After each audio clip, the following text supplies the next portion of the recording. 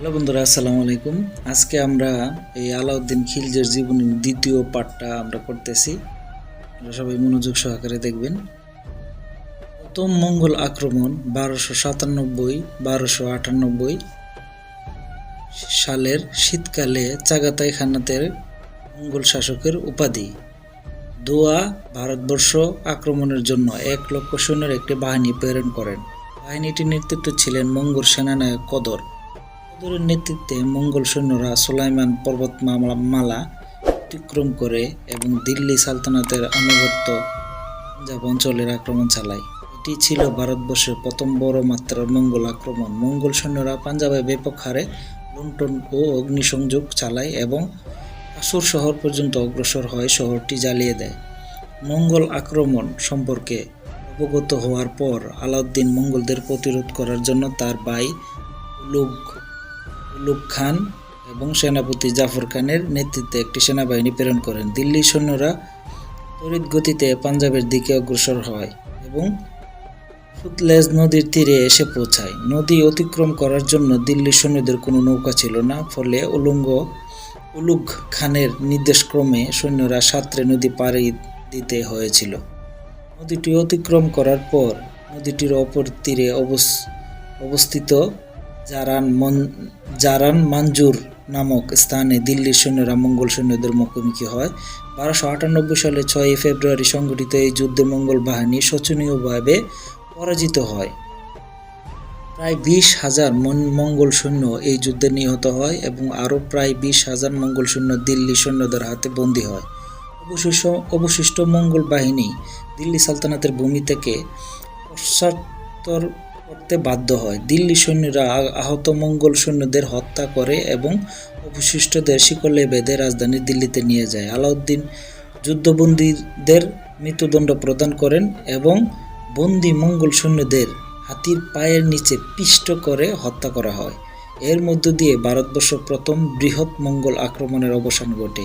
এই বিজয়ের ফলে দিল্লি সালতানাতের অভিজাত শ্রেণী ও জনসাধারণের মধ্যে নতুন সুলতান আলাউদ্দিনের মর্যাদা বৃদ্ধি পায় এবং দিল্লি সিংহাসনে তার অবস্থান মজবুত হয়। দ্বিতীয় মঙ্গল আক্রমণ 1298 সালের পরে 1299 সাল শেষ দিকে একটি মঙ্গল সৈন্যদল দিল্লি সালতানাতের পশ্চিম সীমান্তে অবস্থিত সিন্ধু প্রদেশে আক্রমণ চালায় এবং সিরবিকস্তান দুর্গ, বর্তমান পাকিস্তানের সেহওয়ান শহর দখল করে নেয়।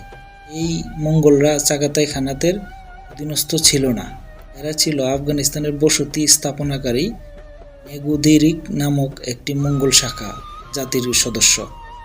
ধারণা করা হয় যে আফগানিস্তানের তাদের আবাসস্থল থেকে বিতাড়িত একদল নেগুরেদি মঙ্গল ভারতবর্ষের সীমান্ত অঞ্চলে উপনিবেশ স্থাপনের জন্য প্রচেষ্টা চালাচ্ছিল এবং এরই অংশ হিসাবে সিন্ধু আক্রমণ করেছিল। আক্রমণকারী মঙ্গলদের নেতা ছিলেন সালদিহ বা সুগেতেই নামক এক ব্যক্তি। এ সময় দিল্লির সৈন্যবাহিনীর মূল অংশ উলুগ খান ও নুসরাত খানের নেতৃত্বে গুজরাট অভিযানে ব্যস্ত ছিল। ফলে আলাউদ্দিন সিবিস্তান পুনরুদ্ধারের জন্য জাফর খানের নেতৃত্বে একটি তুলনামূলকভাবে ক্ষুদ্র সৈন্যদল প্রেরণ করেন। 1299 সালে প্রথম দিকে দিল্লি সৈন্যদল সিবিস্তান দুর্গের নিকটে পৌঁছে এবং দুর্গটি অবরোধ করে। জাফর খান দুর্গ অবরোধের জন্য প্রয়োজনীয় সামরিক সরঞ্জাম ছাড়াই দুর্গটি অবরোধ করেছিলেন এবং মঙ্গল সৈন্যদের তীর বৃষ্টির ফলে দিল্লির সৈন্যদের বেশ ক্ষয়ক্ষতি হয়।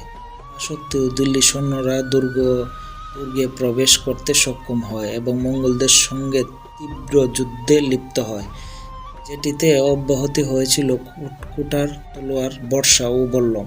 প্রচণ্ড যুদ্ধের পর দিল্লি সৈন্যরা দুর্গটি পুনর্দখল করে নিতে সক্ষম হয়। মঙ্গল নেতা সালদি ও সুগেতাই সহ বহু সংখ্যক মঙ্গল সৈন্য দিল্লি সৈন্যদের হাতে বন্দী হয় এবং তাদের শিকলবন্দী অবস্থায় দিল্লিতে প্রেরণ করা হয়। তাদের পরিণতি কী হয়েছিল সে সম্পর্কে জানা যায়নি, তবে এই যুদ্ধে বিজয়ের ফলে জাফর খান একজন সুদক্ষ সেনানায়ক হিসেবে সম্মান অর্জন করেন এবং তার পদমর্যাদা বৃদ্ধি পায়।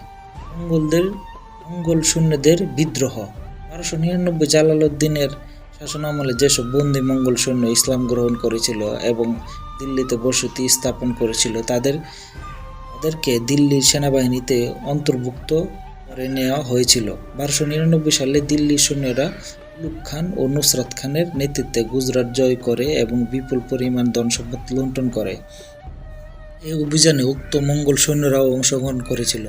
গুজরাট থেকে দিল্লিতে প্রত্যাবর্তনের পথে জালোয়ার পৌঁছে দিল্লির সেনানায়করা খুলুস ও পঞ্চাংশ জমা দেওয়ার জন্য সৈন্যদের নির্দেশ দেয়। কিছু মঙ্গোল সৈন্য লুণ্ঠিত দ্রব্য সামগ্রী লুকানোর চেষ্টা করলেও তাদের শাস্তি দেওয়া হয়। এর ফলে দিল্লি সেনাবাহিনীর অন্তর্গত প্রধানসহ মঙ্গোল সৈন্যদের নেতৃত্বে সেনাবাহিনীর একাংশ বিদ্রোহ করে। বিদ্রোহের প্রথম দিনে বিদ্রোহ সৈন্যরা নুসরাত খানের ভাই মালিক আইজউদ্দিনকে খুন করে এবং দ্বিতীয় দিনে 3000 থেকে 4000 বিদ্রোহী মঙ্গোল সৈন্য উলুগ খানের তাঁবু আক্রমণ করে। এ সময় তারা সুলতান আলাউদ্দিনের এক ভাগ্নেকে খুন করে, কিন্তু উলুগ খান পালিয়ে নুসরাত খানের তাঁবুতে আশ্রয় নেন এবং আনুগত্য সৈন্যদের একত্র করতে সক্ষম হন। পরবর্তী 2 দিনের মধ্যে আনুগত্য সৈন্যরা মঙ্গোল বিদ্রোহীদের পরাজিত করে এবং পশ্চাৎপসরে বাধ্য করে এবং এই বিদ্রোহ দিল্লির সেনানায়কদের আতঙ্কিত করে তুলেছিল এবং তারা আর সৈন্যদের কাছে খোলস দাবি না করে দ্রুত দিল্লিতে প্রত্যাবর্তন করেন। বিদ্রোহী মঙ্গোল নেতাদের মধ্যে মোহাম্মদ শাহ এবং রুস্তম বর্তমান রণথাম্বুর রাজা হাম্মিরের দেবের নিকট আশ্রয় গ্রহণ করেন এবং অন্য 2 বিদ্রোহী নেতা ইয়ালহাক এবং বুররাক গুজরাটের পরাজিত রাজা কর্ণের সঙ্গে যোগ দেন। আলাউদ্দিন এই বিদ্রোহ সংবাদ শোনার পর দিল্লিতে বসবাসরত মঙ্গোল বিদ্রোহীদের স্ত্রী ও সন্তানদের বন্দী করার নির্দেশ দেন। নুসরাত খানের ভাইকে হত্যার সঙ্গে যেসব মঙ্গোল বিদ্রোহী জড়িত ছিল তাদের পরিবারের সদস্যদের নুসরাত খান নির্মম শাস্তি প্রদান করেন। নির্দেশে এই বিদ্রোহীদের স্ত্রীদের ধর্ষণ করা হয় এবং যদিও এটার ভিত্তিতে মত পার্থক্য রয়েছে, কিন্তু এটা এভাবে লেখা আছে, ভিত্তিতে বাধ্য করা হয় আর তাদের সন্তানদের টুকরো টুকরো করা হয়। দিল্লি সালতানাতের ঐতিহাসিকরা তাদের এই লেখনীতে এই ঘটনাকে তীব্র নিন্দা করেছিলেন। বন্ধুরা, দ্বিতীয় এপিসোডটা এখানে শেষ করছি। পরে আপনারা নেক্সট এপিসোডে আবার বাকিটা আমরা বলবো, বাকি যে ইতিহাস। পরের এপিসোডটার ভিতরে কিছু গুরুত্বপূর্ণ কথা আছে যেটা আলাউদ্দিনের খিলজির জীবনী নিয়ে অনেক বিতর্কিত করা হয় ভারতে হিন্দুবাদী নেতারা। সেই বিষয়ে তৃতীয় পার্টে আলোচনা করার চেষ্টা করব। ভালো থাকবেন সবাই, দোয়া করবেন আমার জন্য, আমিও দোয়া করি আপনাদের জন্য। আল্লাহ আপনাদেরকে সবাইকে সুস্বাস্থ্য কামনা দান করুক। আল্লাহ হাফিজ। আসসালামু আলাইকুম রহমতুল্লাহ।